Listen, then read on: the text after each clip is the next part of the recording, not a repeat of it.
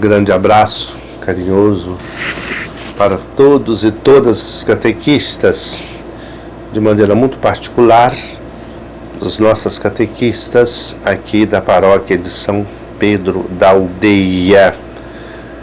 E como não poderia ser outro o assunto, vamos caminhar um pouquinho nesses próximos minutos na trajetória, nos pilares, nos alicerces imbatíveis da nossa fé, que são as celebrações da Semana Santa.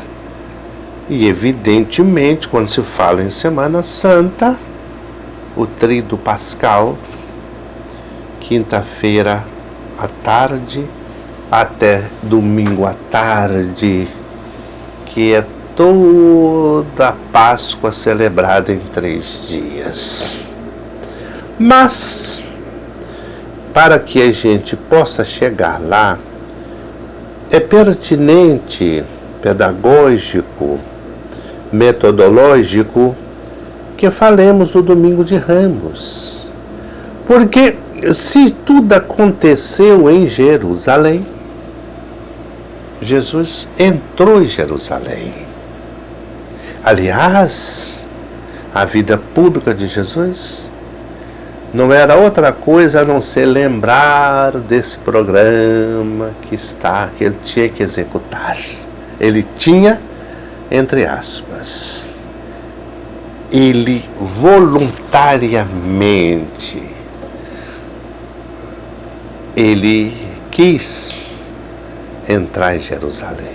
E você fala o seguinte: graças a Deus que Jesus entrou em Jerusalém. Porque se Jesus não tivesse entrado em Jerusalém, nós nunca sairíamos da situação de desesperados, inconsistentes, inconsequentes, sem uma manhã que pudesse nos dar o respaldo de uma espetacular expectativa. O que vai acontecer amanhã? Éramos apenas criaturas e, como disse o profeta, como ovelhas sem pastor. Então vamos lá. Jesus entra em Jerusalém. E todo ano o povo de Deus comemora esse fato. Agora, é preciso que tenhamos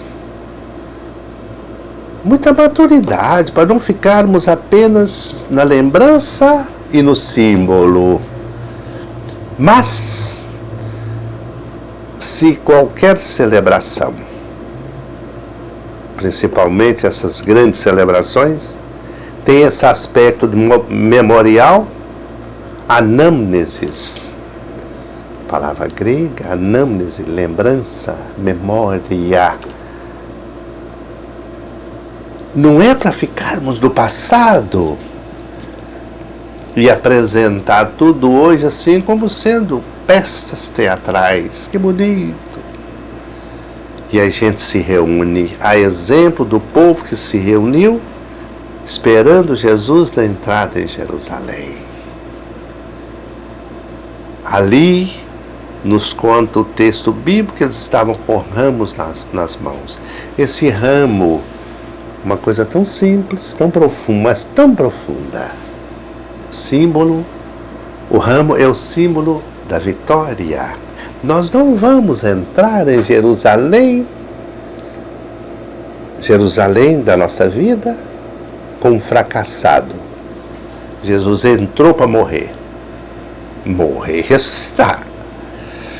Se não fosse a ressurreição, não haveria importância maior o que nós estamos falando.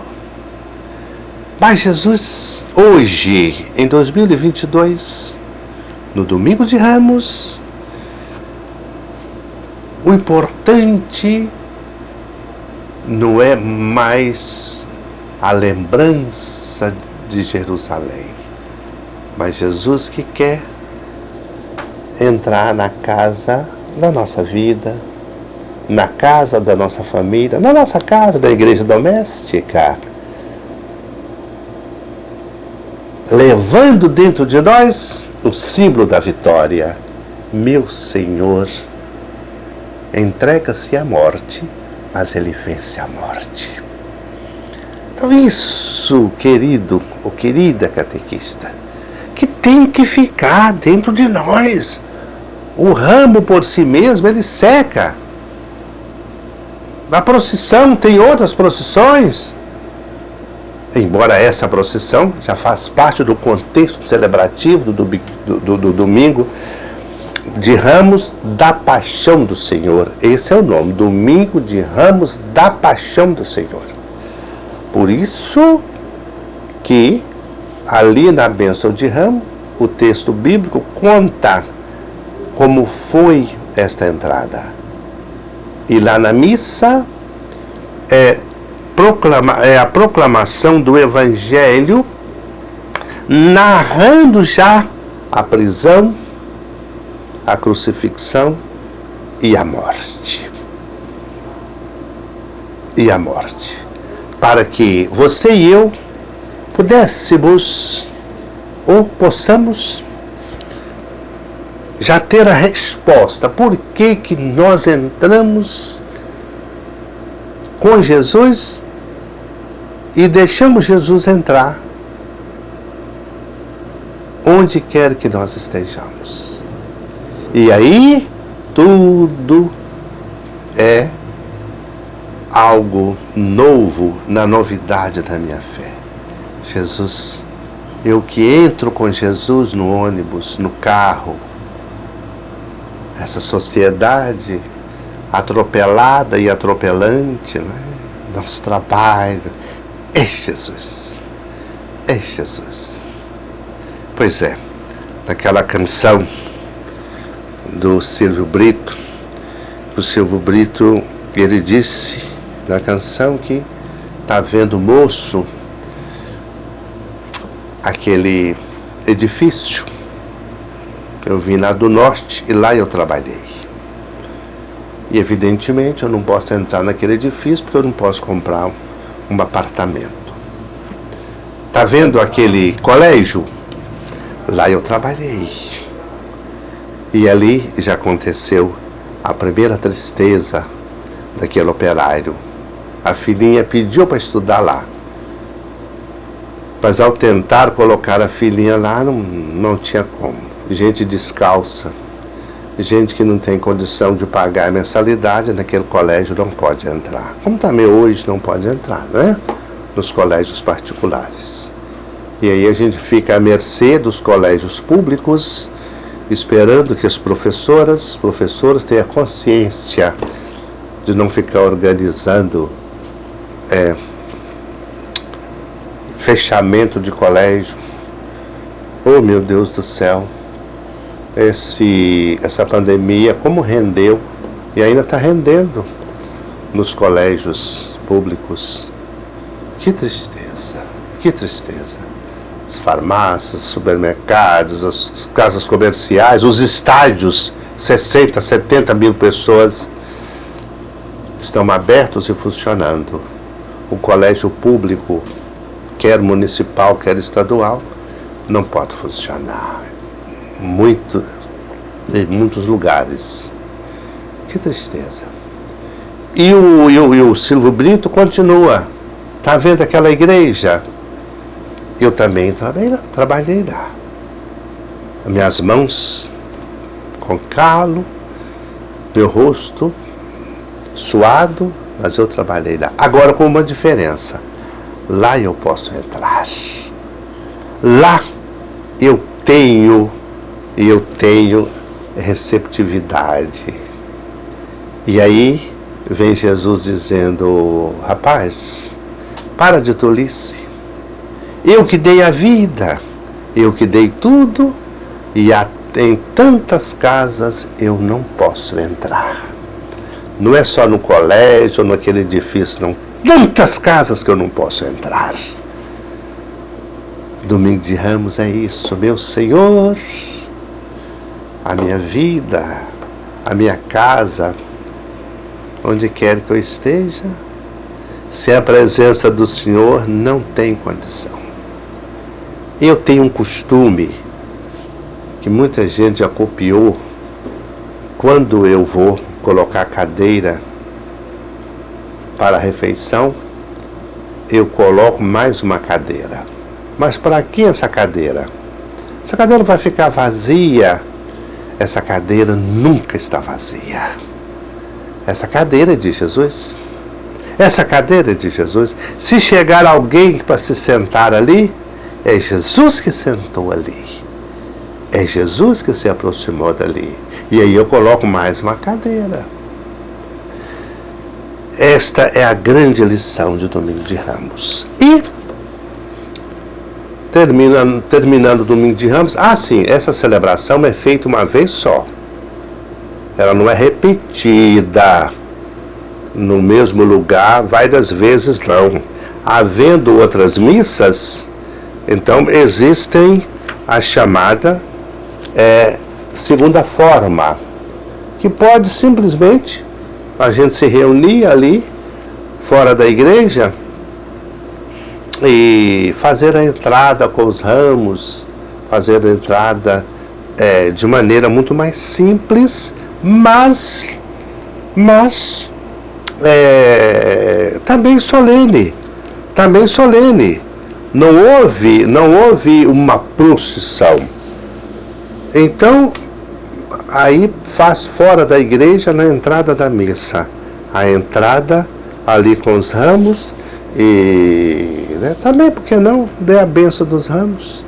E a terceira entrada ainda é mais simples ainda. Simplesmente algumas pessoas com ramos, na procissão de entrada, entra com os ramos juntamente com o padre. Ali podem entrar os leitores, das pessoas que estão envolvidas. E ainda mais ainda, talvez um grupo de 10 pessoas, 12 pessoas, 15 pessoas, já está de bom tamanho. Esta é a terceira forma de celebrar o Domingo de Ramos. Terminou o Domingo de Ramos. E aí vem a Semana Santa. A Semana Santa, ela não deixa de ser a Quaresma. A Quaresma continua. Na segunda, terça, quarta, quinta até a tarde. À tarde acontecem duas realidades. É o fim da Quaresma e o início do Tríduo Pascal, com a missa chamada da instituição da Eucaristia. Agora, nesses dias também da Semana Santa, pode haver algum evento assim, dentro desta realidade quaresmal, enfim, que nós estamos vivendo. Por exemplo, a procissão do encontro. Não é muito fácil, porque normalmente essa procissão do encontro ela é feita na quarta-feira. Para nós fazermos uma procissão, nós vamos atender algumas pessoas, mas vamos dificultar a vida de outros, porque é dia de trabalho. Aí a gente vai atropelar as pessoas, fazer o trânsito parar. Nós temos que pensar isso, que normalmente as nossas igrejas são feitas do centro da cidade. No centro da cidade, você não tem como sair uma procissão dali que não seja aquela procissão que corta avenidas, que corta as ruas principais. Mas por que não se faz a procissão de encontro? Olha, você faz o encontro das duas imagens, Nossa Senhora das Dores e Jesus carregando a cruz. Mas em compensação, você provoca o desencontro de tantas pessoas, porque a gente invade o trânsito. Numa cidade no interior, no lugar que possibilita isso, com certeza é válido. Mas para a gente que mora no centro da cidade, a igreja é no centro da cidade, é bom a gente pensar isso, né? As pessoas precisam ter essa elegância, não é? Essa elegância.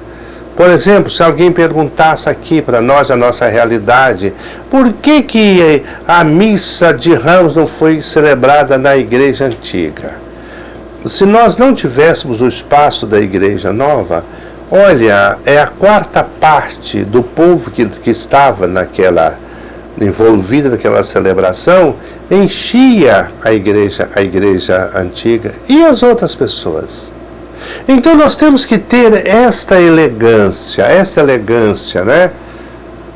A quinta-feira santa de manhã existem a bênção e a consagração dos olhos. O bispo preside, existe uma missa só de manhã, presidida pelo bispo, e aí tem a bênção e a consagração dos olhos. E então, ali o bispo consagra e abençoa os olhos dos catecúmenos, e o olho da unção dos enfermos e o olho da crisma. Ó, então aqui estão esses olhos. O olho dos enfermos, que é matéria, que faz parte do sacramento em 3 momentos. As pessoas que estão enfermas, evidentemente, as pessoas idosas, mesmo não estando enfermas, podem receber esse sacramento, e as pessoas que vão se submeter a uma cirurgia de alto risco. Não é tipo operar uma unha, tirar um dente, é que vai lá pedir unção dos enfermos, né? E às vezes tem esse exagero. O padre que assim fizer, ele não está agindo legal, não. Ele está totalmente desvirtuado do conhecimento da maravilha desse sacramento.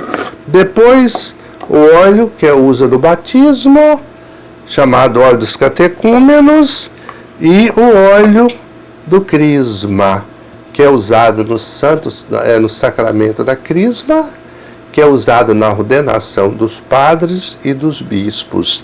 Como também no batismo, a pessoa que já foi batizada é ungida na fronte.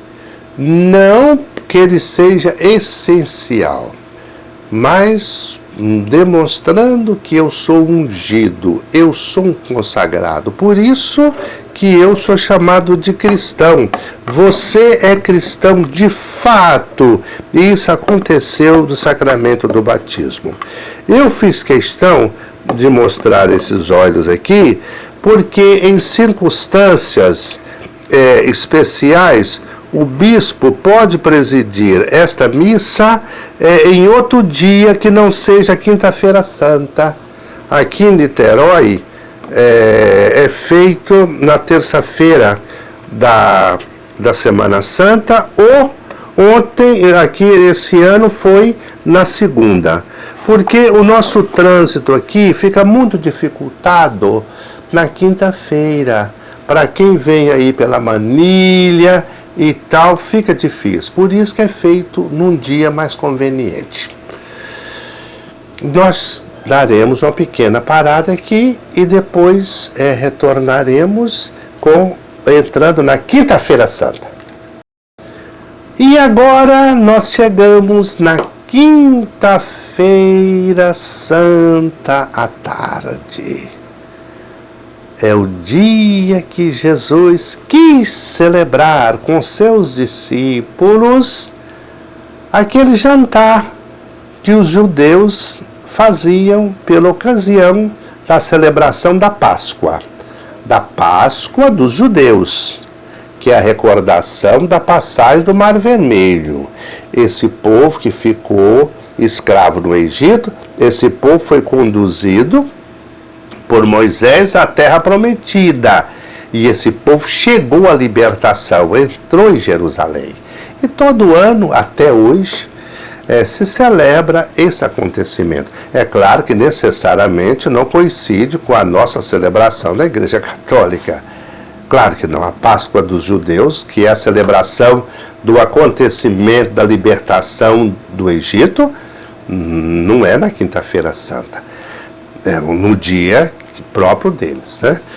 E Jesus, como um bom judeu que ele era, ele também quis celebrar a sua a sua Páscoa, só que foi diferente. Era um jantar de despedida, porque naquela noite ainda Jesus ia ser preso, voluntariamente. E então preparou todo o lugar, preparou tudo o que precisava, e ali com os seus apóstolos ele fez o seu jantar. Agora, aconteceu o fato inédito, arrebatador, centralizante da nossa fé. Jesus pega o pão ázimo, e vira para os seus apóstolos e diz: tomai e comei, isto é o meu corpo, fazei isso em memória de mim. Claro que certamente os apóstolos não me entenderam tanto, embora Jesus já tivesse feito a multiplicação dos pães, capítulo 6 de São João. Jesus que tantas vezes diz, né, carne será comida, meu sangue será uma bebida, e ali ele pega o pão e diz: isso é meu corpo, fazei isso em memória de mim. Tomai e bebei, isso é meu sangue.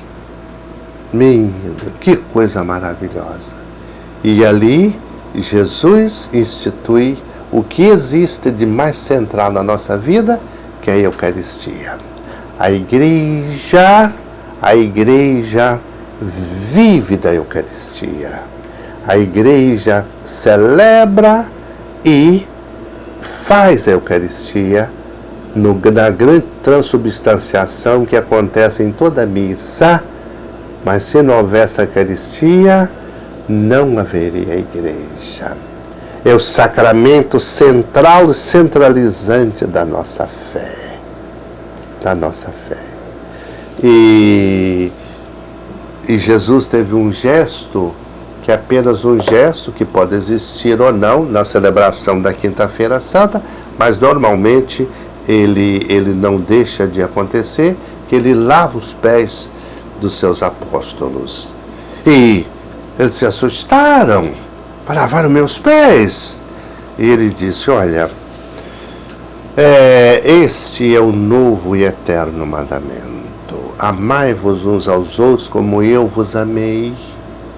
E Eucaristia sem serviço, Eucaristia sem perdão, Eucaristia sem amor ao irmão, Eucaristia sem estender as mãos ao irmão, continua sendo Eucaristia, mas eu não estaria produzindo nada e desvirtuando a espetacular significação da Eucaristia. Eucaristia e missão tem que estar unido. Por isso que o povo de Deus, hoje, onde quer que esteja, nas suas paróquias, esse povo vai à Eucaristia, se alimenta do corpo de Nosso Senhor, do corpo e sangue, alma e divindade. Infelizmente, ainda não estamos distribuindo a Sagrada Comunhão em duas espécies, na espécie de pão e na espécie de vinho. Mas Jesus está presente de maneira total, quer na espécie de pão, quer na espécie de vinho. Então, a comunhão sobre duas espécies é mais evidenciada. Não é que muda o tamanho, mas com certeza eu degusto, né, na minha língua, no meu paladar, também do precioso sangue de Nosso Senhor Jesus Cristo. Comunhão também na espécie de vinho sempre existiu, desde o século II. Desde o século II existia e sempre existiu. Não, a comunhão na mão, a comunhão sobre duas espécies sempre foi defendida. E há muitos anos a Igreja escreveu uma carta animando, aplaudindo e lançando luzes para que pudesse acontecer a comunhão sobre 12 espécies. Os padres são às vezes temerosos, medrosos, ou às vezes até acomodados. Prepara direitinho os ministros da comunhão, o corpo e o sangue de Cristo, amém. Tendo cuidado de colocar na língua. Agora a gente não pode dar porque ainda a pandemia persiste, mas já bastante temerosa, graças a Deus, estressada. Logo, logo ela vai desaparecer para sempre. As nossas celebrações estão acontecendo normalmente. E Jesus lava os pés. Pode dizer o seguinte: lava os pés do seu irmão também. A Eucaristia, ela é abraçada de maneira vertical e de maneira horizontal. Meu Deus que se faz homem, e nas espécies de pão e de vinho, a sua presença me alimenta, a sua presença me fortalece, mas com meu irmão, esse mesmo Jesus que se dá em alimento, ele me alimenta para poder amar o meu irmão, com suas dificuldades, com as suas diferenças. E aí talvez a gente poderia lembrar muito bem as pessoas que pensam diferentes de nós. As outras religiões, uma que não tem Eucaristia, mas tem Deus como mesmo Pai, não é? Mesmo Pai. E eu não posso olhar as diferenças das pessoas só, é pouco. Eu tenho que aceitar as pessoas com as suas diferenças, né? Cada pessoa tem o seu valor próprio. E Jesus morreu, ressuscitou e subiu aos céus. E a redenção de Jesus é franqueada a todos, indistintamente. Agora, quem não quer, quem não adere, aí já é outra situação, mas da parte dele é completa. Então, a Quinta-feira Santa tem o Glória, tem ali o órgão, tem tudo. A partir do Glória, tudo entra em silêncio. Até o instrumento musical é utilizado em caso de necessidade, só para dar tonalidade, mas de maneira muito educada. Já preparei aqui os nossos músicos para que assim faça, porque senão, minha gente, fica tudo a mesma coisa. Nós precisamos olhar os sinais, olhar aquilo que está acontecendo para poder entrarmos no mistério. Jesus saiu sozinho e vai lá para o Jardim das Oliveiras. Ora, como é que eu vou continuar no barulho? Não. E até quando terminada a missa, aquelas sagradas espécies que sobraram, a gente recolhe para um lugar adequado e ali poderia fazer uma adoração, a companhia com Jesus até meia-noite. Agora, quem for fazer mais tempo, mas que faça em silêncio. Ali não é gritaria, não é cantoria. Meu Senhor está ali esperando para ser preso. Eu sei que isso aí foi 21 séculos atrás, mas esse passado é celebrado hoje no presente da celebração que aconteceu, que está acontecendo. Termina a missa, o altar fica sem toalha, não tem flor nenhum. Agora nós vamos nos encaminhar para o sepulcro.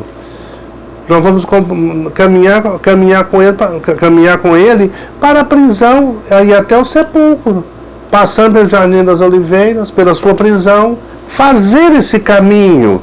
Ele que é preso, ele que é maltratado, ele é cuspido. E aí nós já estamos na Sexta-feira Santa, dia de absoluto silêncio, dia só o silêncio é que fala alto. O silêncio fala alto. É o dia de jejum e abstinência de carne. É impressionante que esse assunto volta o tempo todo. As pessoas dizendo, eu deixei de fazer jejum na quaresma. Vamos com calma. O jejum da quaresma é feito na quarta-feira de cinzas e na Sexta-feira Santa. Mas eu faço toda sexta-feira. Isso é problema seu. Você fazendo ou não fazendo, você não cometeu nenhum ato nem ilícito, quanto mais imoral. Você deve, mas eu sempre ouvi falar, que pena. Por que você não estuda o catecismo da Igreja Católica? Por que você não estuda a doutrina da Igreja? E fica ouvindo, né? Porque não sei quem falou, não sei quem deixou de falar, não é? Agora, é claro que se não comer carne e se jejuar é a maneira mais excelente que você tem para viver a quaresma, então então faça isso. Mas me parece que não é não, sabe? A visita a um hospital, a acolhida de um pobre, viu? Uma cesta de alimento para quem está passando fome é bem mais difícil do que simplesmente eu abster de carne. No meu caso, por exemplo, talvez no seu também, qual é o problema de não comer carne? Qual é o problema de não comer carne? Meu Deus do céu, tem o peixe, tem o ovo, e tem verdura, e tem um monte de coisa. Num passado, de repente, a carne era o alimento de maior relevância, de maior esplendor. Hoje não é.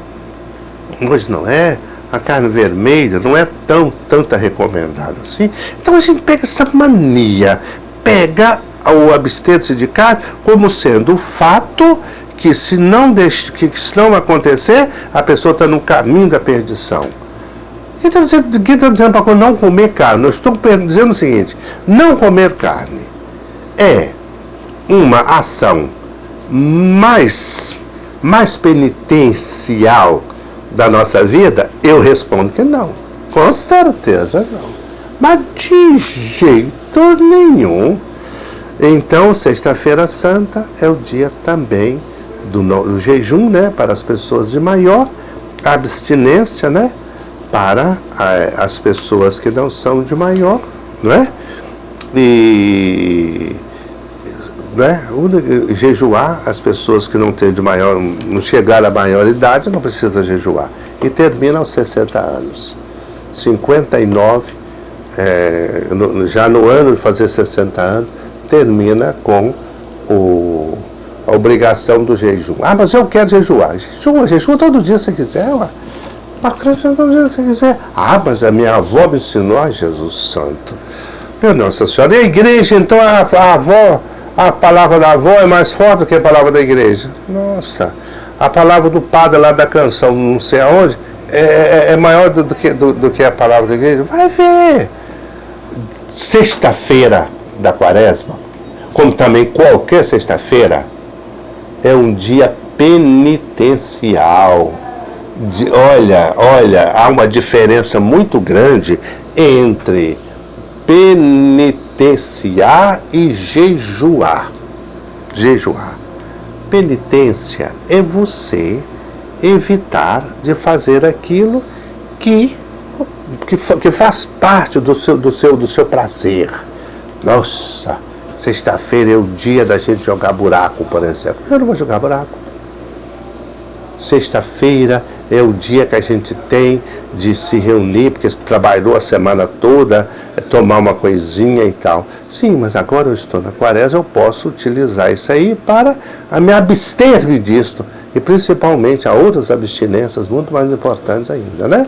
Abster-se, ou seja, evitar de bater com a língua, né? De murmurar. Oh, meu Deus do céu, esses assuntos são tão antigos. Eu mesmo já falei desse assunto muito mais de 600 milhões de vezes. Talvez um pouquinho mais. Meu Deus do céu, todo ano a mesma coisa. Igual as confissões. Meu Nossa Senhora do céu.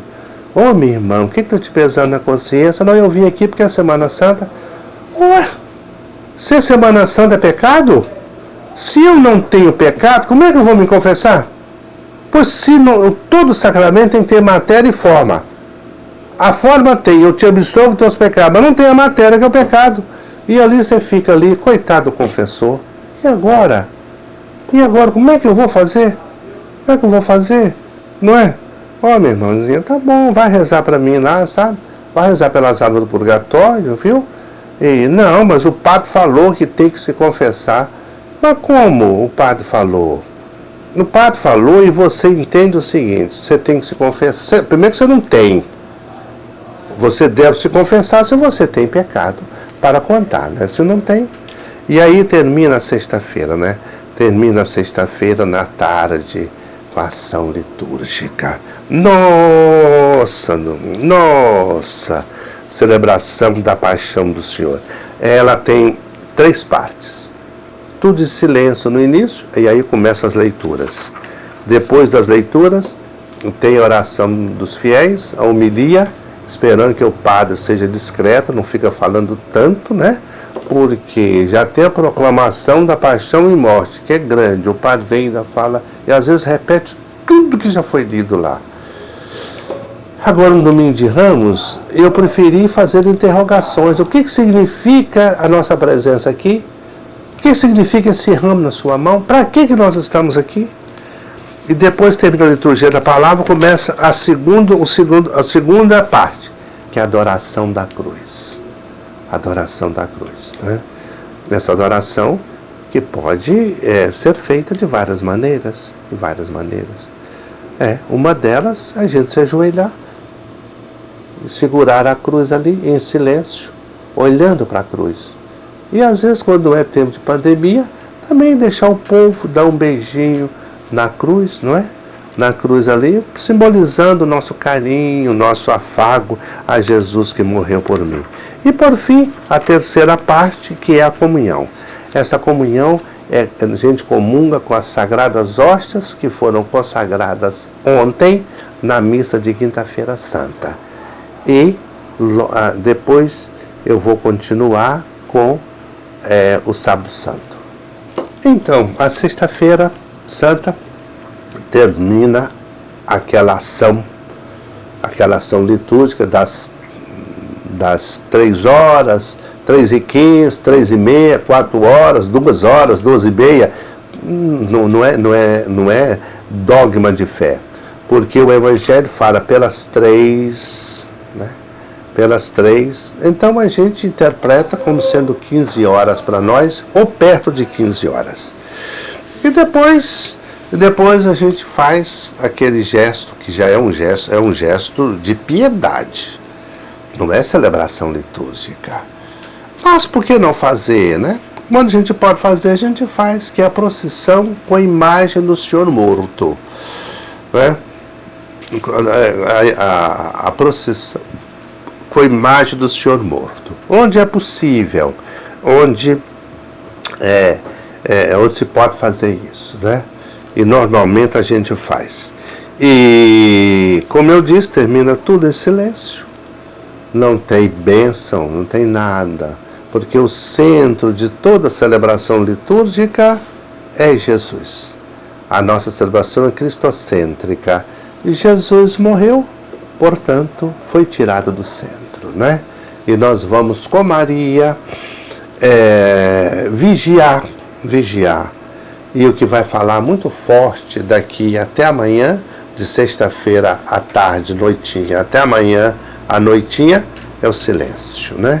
Abrir em mim um espaço para colocar Jesus, né? Para entrar com Jesus, que o amor dele foi de uma maneira incrível. Ele, o Senhor do mundo, que ele é princípio e fim, ele quis caber dentro do espaço de um sepulcro sem vida. Esse é o nosso Jesus. O sábado, o dia inteiro, não tem celebrações, a não ser aqueles catecúmenos que vão ser batizados à noite, né, na Vigília Pascal. E eu já conclamei aos catequistas, pelo amor de Deus, vamos seguir o caminho catecumenal, que é o seguinte: até o primeiro domingo da Quaresma é a organização da catequese de adultos. Adultos, aqueles que vão receber o sacramento do batismo, crisma e eucaristia, ou aqueles que já são batizados e vão receber o sacramento da eucaristia e da crisma, ou aqueles que já receberam o batismo e a Eucaristia e vão ser só crismados. A catequese dos adultos contempla toda esta realidade. Mas esses que vão receber os 3 sacramentos, chamados de iniciação cristã, porque a um adulto não separa sacramento, não. O padre tem que estar atento a esta realidade. O padre que batiza um adulto, ele crisma esse adulto e dá a Eucaristia. Por exemplo, você poderia ter a elegância de, se não é possível, no mesmo dia dar o batismo e a Eucaristia, não é de manhã, e a primeira Eucaristia à tarde, obedecendo essa logística da agenda. Mas deveria ser na mesma missa, batismo, crisma e Eucaristia, o que é feito na Vigília Pascal. Então prepara-se tudo, faz as inscrições e encontra com esse povo, para que no primeiro domingo da Quaresma essa gente seja acolhida. Mesmo trabalho que a gente faz, mas às vezes tem pessoas que não ajudam, às vezes também pela agenda do padre e tudo, mas esse é o caminho. Primeiro domingo da Quaresma é o domingo da acolhida desses catecúmenos, que vão se preparar até o ano que vem, nesse período. E depois ali segue, quando chega no 3º, no 4º e no 5º domingo do ano seguinte, esses catecúmenos que foram acolhidos e percorreram um caminho de preparação, catequético, deixando que o eco da Santa Palavra de Deus, da vida da Igreja, possa invadir o seu ser. E aí, na Quaresma seguinte, no 3º, 4º e 5º domingo, são os escrutínios.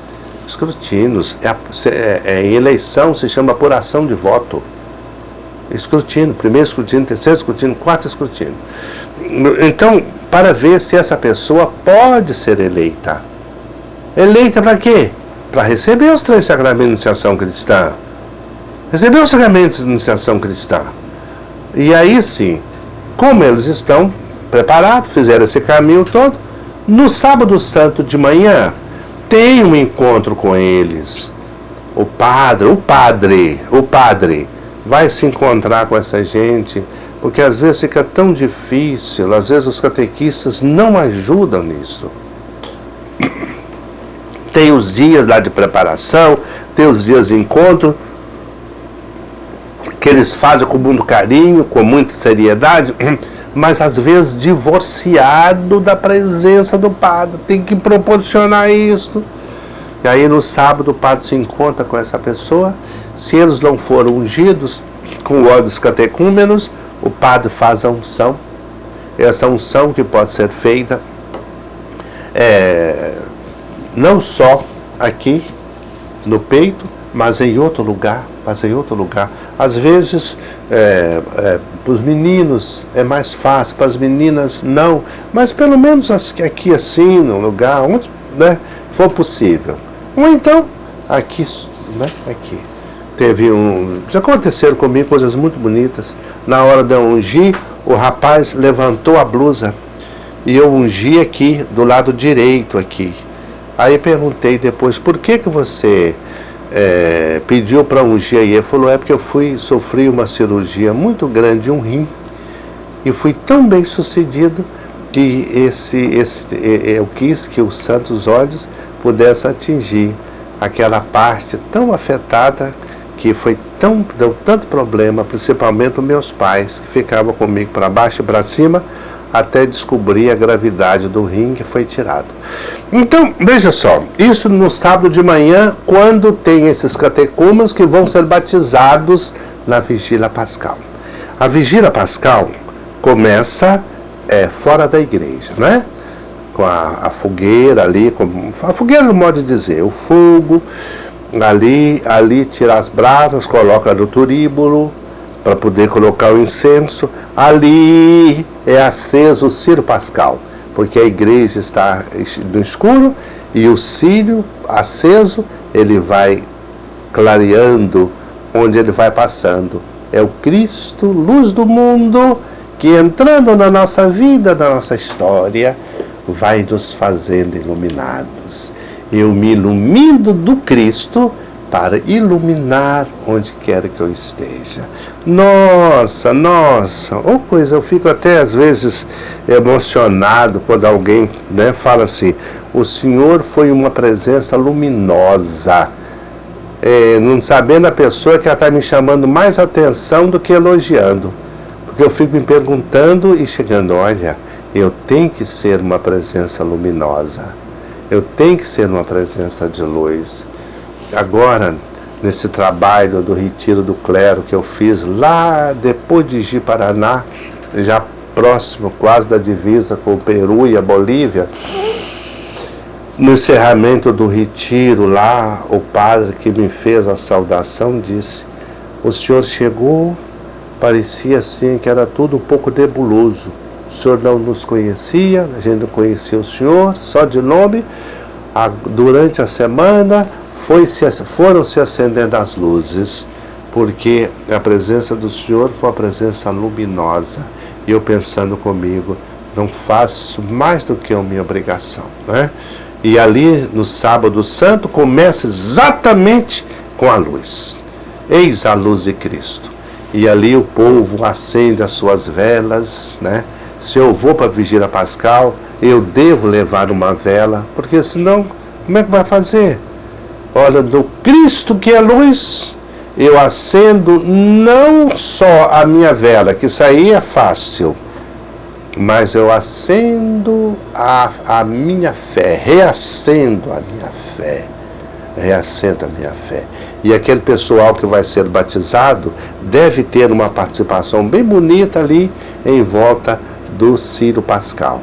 E a gente vai até o altar, onde é colocado o Círio Pascal, aquela vela grande, que nela contém e contempla todos os elementos de Cristo. Primeiro, Cristo que é princípio e o fim, contemplado nas duas letras do alfabeto grego, ou no nosso caso, do A e o Z.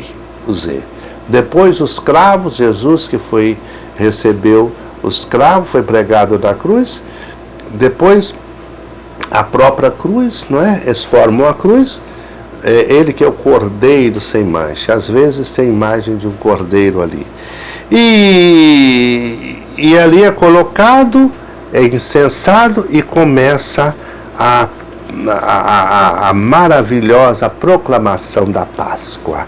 Um cantor que preparou aquilo direitinho, canta bonito. E aí, quando termina esse momento, aí o povo se senta e começa a segunda parte, que é a liturgia da palavra. São as várias leituras que são proclamadas, no mínimo 3, não é?